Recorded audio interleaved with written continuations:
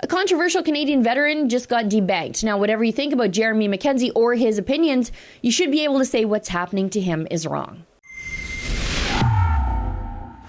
Yeah, so like I said, calling to give you just the courtesy of a heads up that you will receive a letter kind of early next week letting you know that the bank decided to end their banking relationship with you.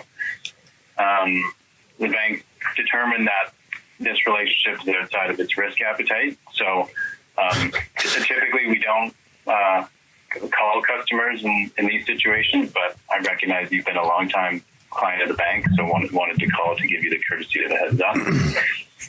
Which part of it is too risky for the bank? Is that my military pension? I'm afraid I don't have any other details. Story time. I got a story for you. It's a true story. The federal government has invoked the Emergencies Act. Diagolon. Diagolon. Diagolon. Diagolon. Diagolon. Diagolon. A far-right extremist group. We're talking about a group that is organized, driven by an extreme ideology. A so-called accelerationist group. Formed by a former member of the Canadian Armed Forces. Which aims to accelerate racial conflict to lead to the eventual creation of a white ethno-state. Its stated purpose is, quote, to incite a race war. Oh my God. Dude, it's over. I don't know if you know who Jeremy MacKenzie is. I've been watching him from afar. Now, to be clear, I don't personally know him whatsoever at all. And what I do know about him, I'm frankly not all that impressed with. I think he's a deeply troubled character who doesn't do himself or the people around him any real favors. And because of that, he is in an absolute world of hurt and trouble. But none of that changes the fact that MacKenzie should be able to use a bank in this country the way convicted terrorists and rapists can use them, because so far MacKenzie is none of those things. Let me explain. And I'm going to take a pretty even-handed approach here because MacKenzie is a Canadian veteran, and I think he's dealing with some of the psychological fallout and trauma related to serving for 13 or 14 years. And I think that's why MacKenzie does many of the things he does and says many of the things he says. I don't know if MacKenzie's sober now, but I think alcohol played a big role in some of his bad behavior, frankly, much of his bad behavior. So who is Jeremy MacKenzie? Here's the Coles Notes version. I know I'm going to miss a lot of things, and I'm probably going to make some people mad at me. But you know what? That's okay. I don't have to agree with or even like someone to think that they have the same rights as me, the same rights as any other Canadian. There's no political litmus test for human rights. And if you're a conservative who feels that way, you might actually be a liberal, because that's how Justin Trudeau feels about protesters. Only the ones he agrees with are okay. BLM good, Freedom Convoy bad. Protests, public protests are an important part of making sure we're getting messages out there and Canadians are getting messages out there and highlighting how they feel about various issues. But using protests to demand changes to public policy is something that I think is worrisome. Okay, so now back to Jeremy MacKenzie. Who is this guy? Well, according to the Liberals, he's a terrorist. He's the founder of Diagolon, which is, according to the Liberals, some sort of accelerationist terrorist group akin to Hamas. In reality, I think it's a joke about carving North America in half diagonally to keep the Liberals on one side and the freedom-minded people on the other. It's, I think, a flag company with a joke attached to it. Now, as you know, Liberals and even some Conservatives think that joke flags, like the F Trudeau flags that were so prominent during last year's Freedom Convoy, they think those things are hate crimes. Anyway, MacKenzie hosts a podcast. He goes by the name Raging Dissident, and he was arrested a lot of times over the last couple of years. He faces charges in multiple Canadian jurisdictions. Let's start in Nova Scotia. MacKenzie's got weapons charges there after pointing a pistol at another man's head while apparently completely hammered on whiskey.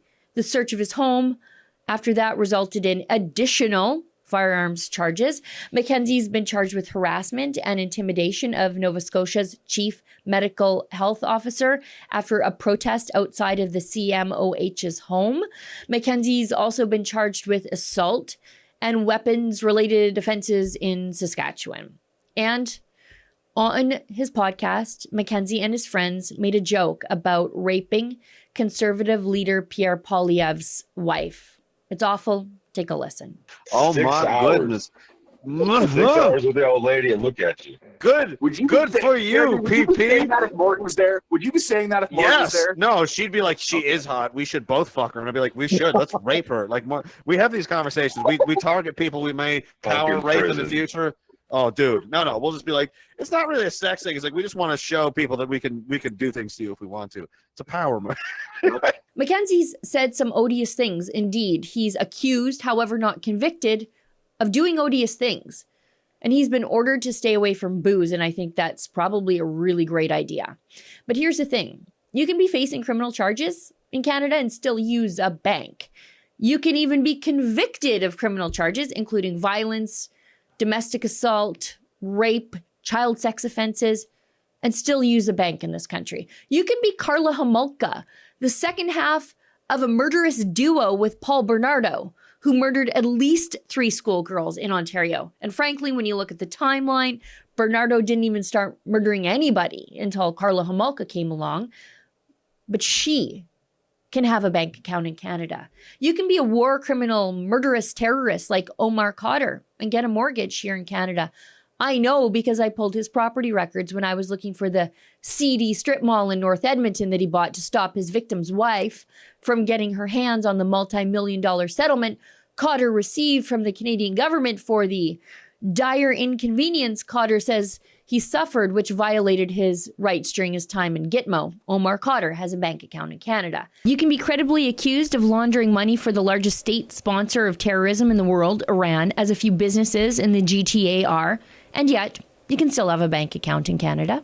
You can even be an outspoken, vulgar, crass individual with mental health and addiction struggles and still use a bank account in this country. You just can't be all of those things and a critic of Justin Trudeau. That's the lesson we should all learn from the last 2 years. And I know this because these people came for Rebel News first.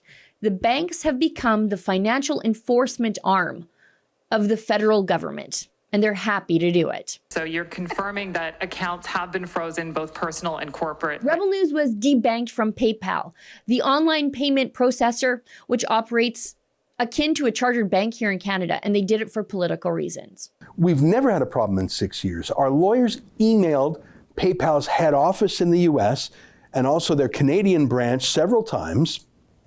I posted one of our lawyers' letters at saverebelnews.com. You can read it for yourself there. I encourage you to do so. But it's been nearly a week and they haven't even acknowledged receipt of our letters. Our lawyers have phoned and left messages, and they haven't got a call back. Our accountant actually got through to a PayPal call center, and they just said we'd be receiving an explanation by email within 24 hours. It's been days, and it hasn't come. Look, we're bleeding thousands of dollars a day because of this. And then Rebel News was also denied a Royal Bank mortgage for a Calgary office, again, for political reasons. We weren't a good risk, even though we had met all the financial criteria they needed, because it wasn't really about financial risk. It was about political risk to the bank for providing banking services to people who disagree with Justin Trudeau. So if you had your way, this thing would be a green light, but you're just waiting on the political guys. Yep. If I had my way, yes, definitely. Okay. Me and Joe, we should be fine. If we're comfortable given the financials that you have, the strong cash flows, no debt, basically, and the fact that, you're willing to put your skin on the game, kind of. But even though our application was strong, we're debt-free thanks to our viewers. This Calgary banker said the head office in Toronto wanted to review it for politics, and because of our strong opinions about Trudeau, the Royal Bank decided to block us. Yeah, it's just about the nature of the business altogether. The banks came for us, and at the time we said we had to stand and fight because if they can come for us, they can come for you, and sure enough, they did. Like when the finance minister, Chrystia Freeland, remember her? I just showed you her. She cackled as she debanked Canadian citizens for the crime of showing open support for the Freedom Convoy, the demonstration that peacefully protested in the nation's capital against Justin Trudeau and his policies last February. Back then, the Liberals needed to invoke the never-before-used counterterrorism law, the Emergencies Act, to seize bank accounts, but they really don't need to do that now because the banks have clearly signaled they will do these things on their own like good little loyal soldiers to their dear leader, Justin Trudeau. The Liberals don't have to force a single bank to do any of this because the banks will do it on their own. Scotiabank is doing it to MacKenzie now because MacKenzie's worst crime is not holding strange opinions and expressing them crassly, or the accusations of violence, intimidation, and weapons-related offenses. MacKenzie's worst crime in Trudeau's Canada has nothing to do with the alleged crimes that he's facing before the courts. MacKenzie's worst crime in 2023 Canada was mocking Justin Trudeau. In Canada, that's the most unacceptable thing that you can do these days. Canada's in a very dark place where the presumed innocent criminally can still be convicted of wrongthink by our public institutions. For Rebel News, I'm Sheila Gunn Reid. It's becoming almost impossible to be a critic of Justin Trudeau here in this country. The banks are enforcing his censorship on his critics, and he's got at least 2 laws before the House of Commons to enforce censorship on the internet. To help us fight back, please go to stopthecensorship.com.